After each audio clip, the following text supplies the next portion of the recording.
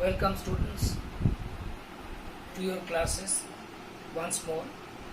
Today I am going to discuss you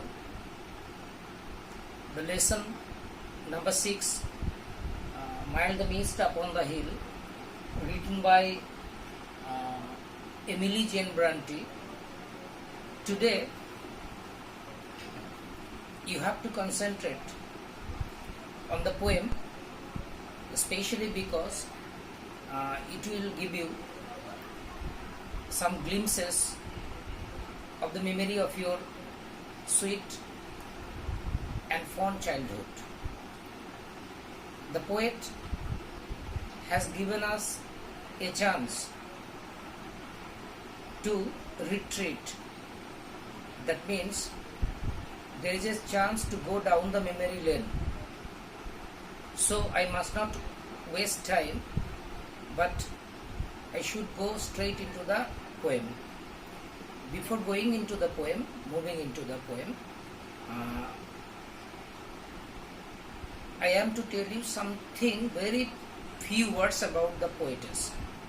Emily Jane Bronte, she was born in 1818 and she died in 1848. So she lived only 30 years of her life, and she wrote the poem in 1847. That means before the death, 1 year before 1 year of her death, she wrote this poem. So it was a very tragic death, but we have to accept it. The poet is actually not a very famous one, but her only novel, Wuthering Heights, is a very popular and famous one, and for the Wuthering Heights she is still remembered across the globe in the world of literature. So there is no doubt that she is a star in the garden of literature. In the sky of literature she shines. In 2020, at this hour of lockdown, we are quietly and fondly remembering her. Let us start with the poem.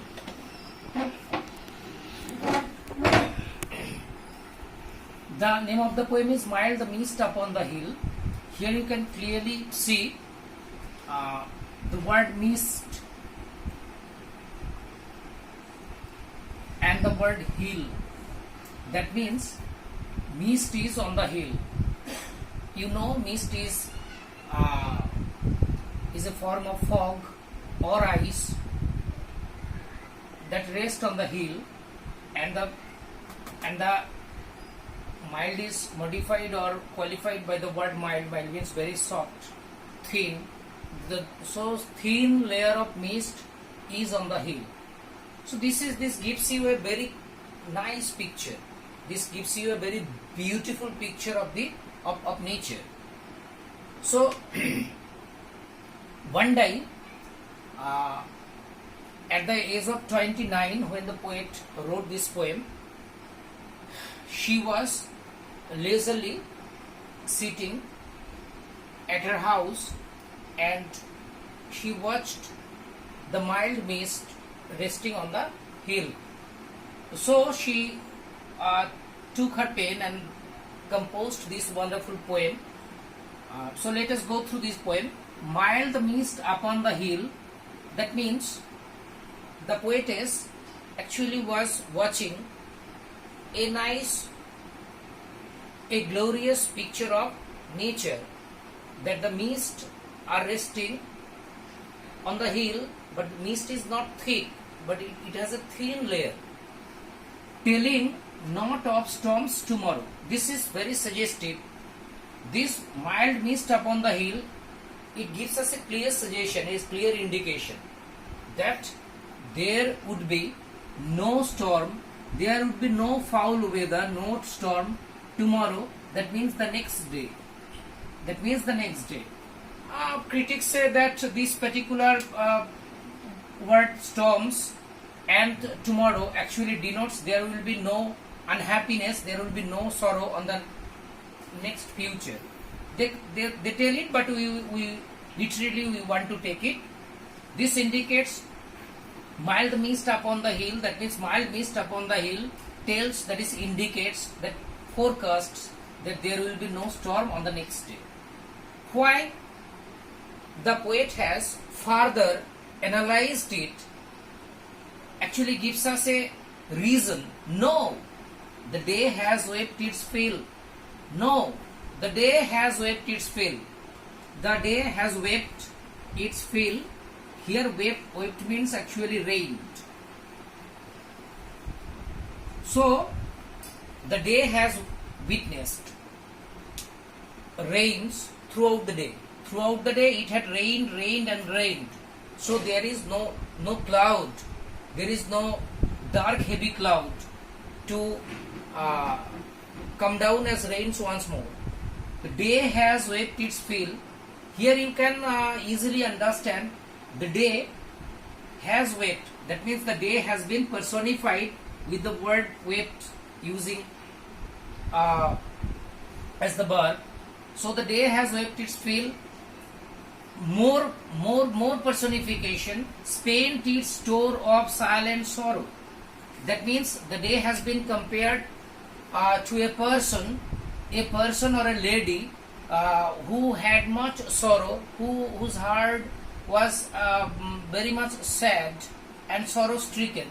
The sorrow actually frozen like ice.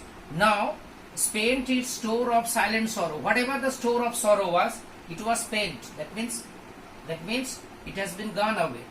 So with the rain, continuous rain, with the heavy shower, the sorrow of heart, the silent sorrow, the sorrow or grievance have passed away. Now there is no sorrow in his heart, in the day's heart. But we have to remember, the poet wants to say that there is no cloud in the sky. So we have to give you some final analysis. So here there is a natural picture. The picture is, there is a thin layer of mist, there is a thin layer of fog on the hill. It indicates that there will be no wrong day, nothing foul, no stormy weather on the next day. Because the day has rained a lot and there is no more cloud in the sky. So the poet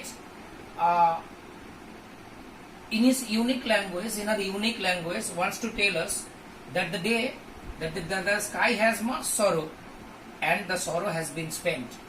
The sorrow has been passed away. There is nothing more to shed. So you can easily visualize. You can visualize a sky which had clouds, but now there are no clouds at all. So it's a signal that the tomorrows or the next days will be fair enough. Students, if you read out the line number 4 from the stanza 1, you can easily see the poet has used the word silent, stored,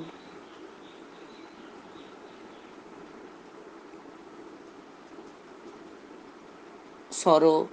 So spent is, store is, silent is, sorrow is. So there is an alliteration here, and you can easily see the alliteration of s actually has heightened not only the line, not only the sense, not only the weather condition, but also the poem. After the first stanza, right now I am going to start with the second stanza. Here the poet is, "Oh, I am gone back to the days of youth. I am a child once more, and beneath my father's sheltering roof and near the old hall door. This is the picture of the mild mist upon the hill.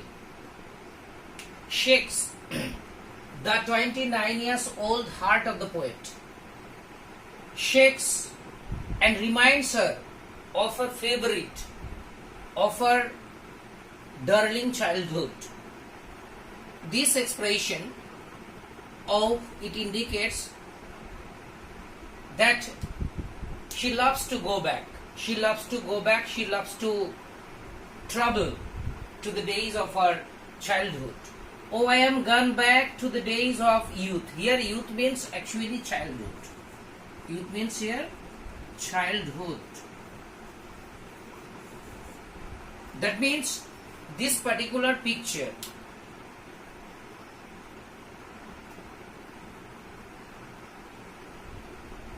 reminds the poet of her childhood, and she has gone back to the, oh, I am gone back to the days of youth. That means she has gone back to the childhood. I am a child once more, and in no time she has become a child. And in no time she has become a child. But you must remember, she was then a 29 years old lady. But the mild mist upon the hill actually made her very nostalgic, and she became a child once more. And beneath my father's sheltering roof, at once she went back to the childhood, and beneath my father's sheltering roof. So she went back. Went back where? Went back at her glorious childhood, when she was taken care by her father.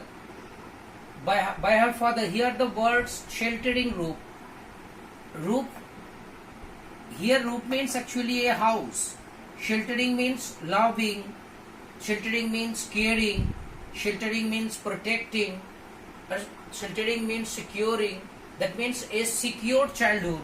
That means a secure, this phrase actually tells us that she enjoyed a secure childhood. And this secure childhood was given by her father. And that particular atmosphere, and into that particular warm and caring atmosphere, she went back right now. And near the old hall door, these are all the pictures where she was reared. These are the pictures, they are the cozy atmosphere, these are the warm scenarios where she was actually nursed, where she was reared in a very wonderful manner.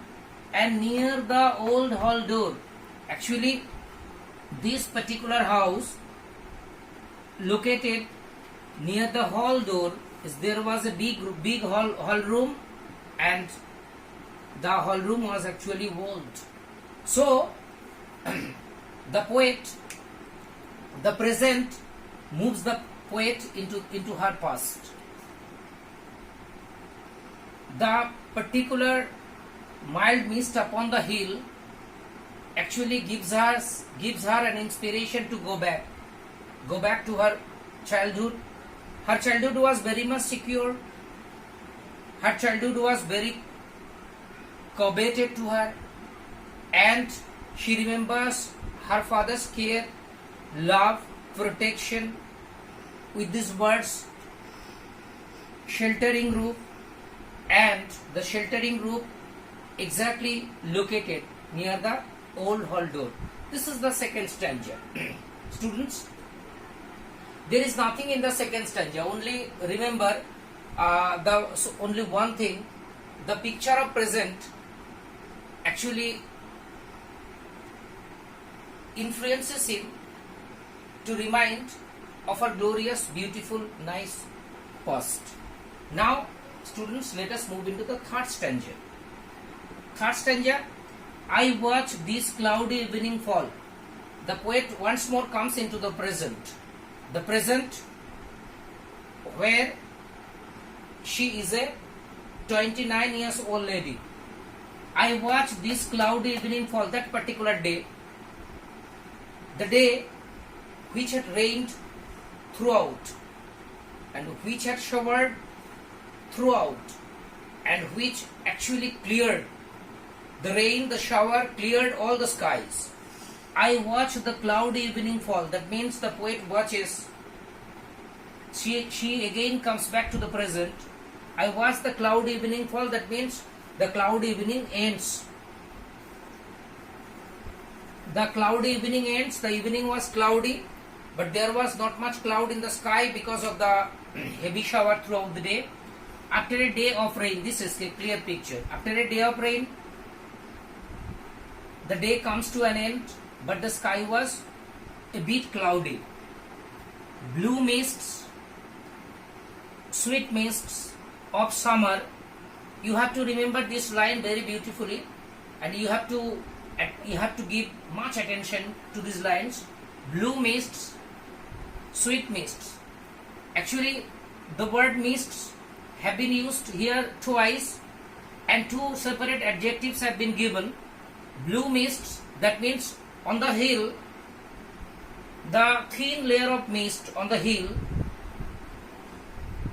looked blue because in the background there was sky, and the bluish sky, the reflection of light made it blue, made the mist blue.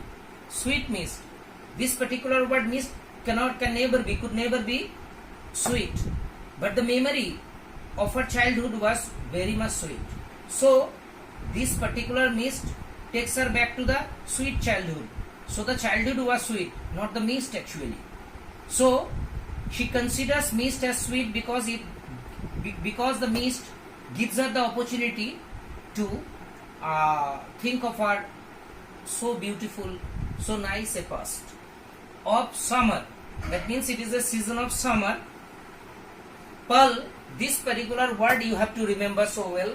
P-A-L-L, pall. Pall means cover.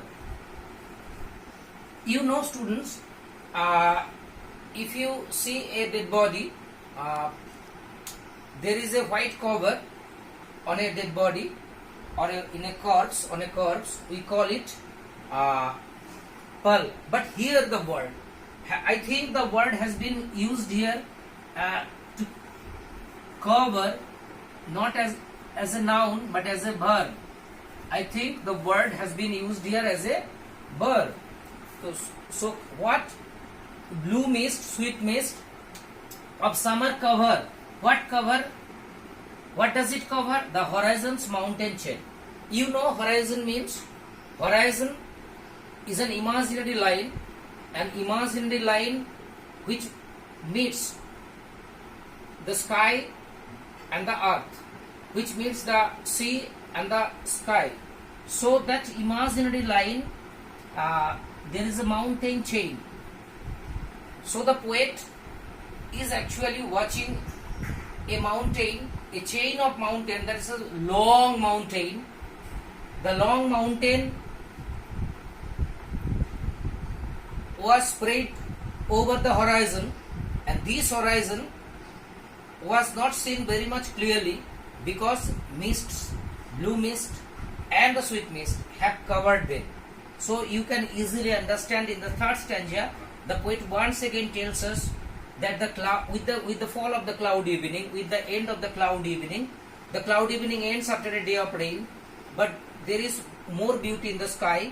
There remains more beauty in the sky because still the mist looked very much blue, and this mist actually covered the mountain chain of the horizon.